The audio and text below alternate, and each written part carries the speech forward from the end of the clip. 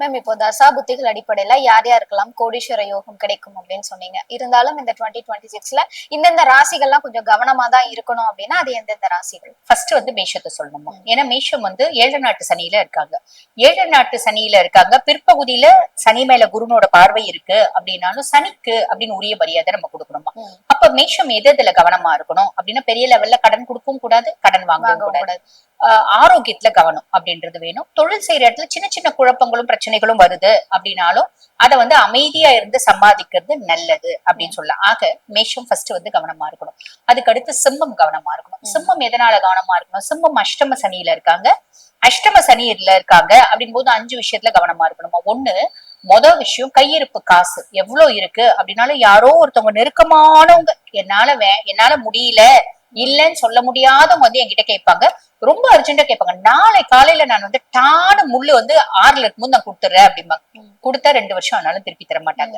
அப்ப யாருக்கும் கடன் கொடுக்கறது அப்படின்றது கூடாது. கையிருப்பு காசு 10 ரூபாய் இருந்தாலும் 10 லட்சம் ரூபாய் இருந்தாலும் பத்திரமா வச்சுக்கணும். ரெண்டாவது வந்து பாத்தீங்கன்னா, குடும்பத்துல சின்ன சின்ன குழப்பங்கள் வரும். வேலை செய்யற இடத்துல சின்ன சின்ன ஒரு ஃப்ரஸ்ட்ரேஷன்ஸ் வரும். ஹையர் அபிஷியல்ஸோட ப்ரெஷர் வரும். வேலை பலு வரும். இதெல்லாம் வரும். நம்மளோட நெய்பர்ஸோட சின்ன சின்ன மனஸ்தாபம் வரும். இதெல்லாம் கவனம் இருக்கணும். ஆரோக்கியத்துல முழுமையான கவனம் அப்படின்றது சிம்மம் வச்சுக்கணும். ஆக சிம்மம் இந்த விஷயத்துல கவனமா இருக்கணும். இதுவும் 6ஆம் மாசம் வரைக்கும் தான். 6ஆம் மாசத்துக்கு அப்புறம் பெருசா இல்ல. குருனோட பார்வை சனி மேல படுது. சனி நல்லிஃபை ஆயிடுறாரு அப்படின்னு சொல்லலாம். அதுக்கப்புறம் கன்னிம்மா, கன்னிய பத்தி சொல்லணும் அப்படின்னா, கன்னி கண்டக சனியில இருக்காங்க. அப்ப கணவன் மனைவி உறவு முறையில ஒரு விரிசல், பார்ட்னர்ஷிப் கன்சர்னா இருந்தா இவங்களுக்கும் பார்ட்னருக்குமான ஒரு விரிசல் வரத்துக்கு வாய்ப்பு உண்டு. அதுல கவனம் அப்படின்றது வச்சுக்கணும். டிரான்ஸ்பரன்சி அப்படின்றது வச்சுக்கணுமா. மனைவி கிட்ட இப்ப கன்னிராசி ஜென்னா இருக்காங்க அப்படின்னா, ஒரு கிளைண்ட பார்க்க போறாங்க. அந்த கிளைண்ட் லேடின்னு வச்சுக்கோங்களேன். ஒரு மாசத்துக்கு முன்னாடியே சொன்னா கூட அன்னைக்கு காலைல சொல்லணும்மா, நான் கிளைண்ட பார்க்க போறேம்மா, அந்த கிளைண்ட் லேடிமா பார்க்க நல்லா இருப்பாங்கம்மா, ஆனா எனக்கு பெருசா பிடிக்காதுமா, நீ உன்னை தவிர உலகத்திலேயே யாரும் அழகு இல்லம்மா அப்படின்ற மாதிரி சொல்லணும். இதே மாதிரி பார்ட்னர்ஸ் கிட்டயும் டிரான்ஸ்பரன்சி. இந்த வேலையை செய்யறோம் அப்படின்னா அவங்களோட நாலேஜ் ஒண்ணு சொல்லவும் சொல்லிட்டு அதுக்கு வந்து ப்ரூஃபோ வச்சுக்கணும். வாட்ஸ்அப்ல உங்களுக்கு அனுப்பணும். இந்த விஷயத்த நம்ம பிளான் பண்ணிருக்கோம், அபிஷியலி இந்த விஷயத்த மாற்றத்தை நம்ம ஏற்படுத்த போறோம் அப்படின்னு சொல்லிட்டு செய்யணுமா. அது ஒரு நல்லது அப்படின்னு சொல்லலாம்.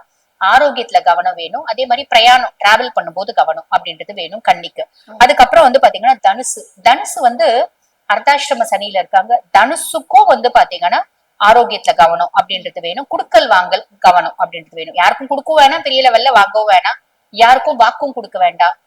சேர்க்கையில கவனம் அப்படின்றது வேணும். இவங்களோட ரகசியங்களை மத்தவங்க கிட்ட சொல்லாம இருக்கணும். இது வந்து நல்லது. ஓகேங்களா. அதுக்கடுத்து கும்பம் பத்தி சொல்லணும் அப்படின்னா, கணவன் மனைவி கிட்டே ஒரு கேப் வர்றதுக்கு வாய்ப்பு உண்டு, ஒரு இடைவெளி வர்றதுக்கு வாய்ப்பு உண்டு.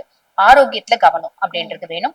கும்பம் எவ்வளவோ மீண்டு வந்துட்டாங்க, இருந்தாலும் கணவன் மனைவி உறவு முறை, இந்த லவ் ரிலேஷன்ஷிப் இதெல்லாம் கொஞ்சம் வந்து காஷியஸா தான் இருக்கணும். ஒரு கேப் பெருசா வரதுக்கு வாய்ப்பு உண்டு. அவங்க நம்மளை விட்டு போறதுக்கான வாய்ப்பும் உண்டு. இந்த விதத்துல கவனம். பினான்சியலி கொஞ்சம் ஸ்டெபிலிட்டி இருக்கும். இருந்தாலும் பினான்சியலி ஸ்டெபிலிட்டி இருக்கே அப்படின்னு பெரிய லெவல்ல கடன் வாங்கிடக்கூடாது. ஏன்னா சனி பாத சனியா இருக்கான். 6ஆம் மாசம் வரைக்கும் கொஞ்சம் கேர்ஃபுல்லா தான் இருக்கணும் அப்படின்னு சொல்லலாம். பெரிய லெவல்ல கடன் வாங்கிடக்கூடாது.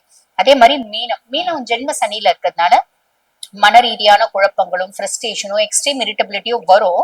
நம்ம அதை ஓவர்டேக் பண்ணணும். இது எல்லாமே 6 மந்த்ஸ் வரைக்கும் தான். அதாவது 6th மந்த் வரைக்கும் தான். 2026 1ஆம் மாசத்துல இருந்து 6ஆம் மாசம் 6 மாசம் வரைக்கும் தான் அந்த இம்பாக்ட் இருக்கும். அதுக்கப்புறம் குரு பார்வை இருக்கிறதுனால மேக்சிமம் வந்து மீனம் அவங்களோட பழைய ஏந்துவோட வந்து செயல்பட ஆரம்பிப்பாங்க அப்படின்னு சொல்லலாம். அதே மாதிரி ராகு 12ஆம் பாவம் அப்படின்னு போது பெரிய லெவல்ல எக்ஸ்பென்சஸ், லாவிஷ் எக்ஸ்பென்சஸ் அப்படின்னு செய்யும் போது ஒரு முறைக்கு 2 முறை அனலைஸ் பண்ணி செய்யணும்.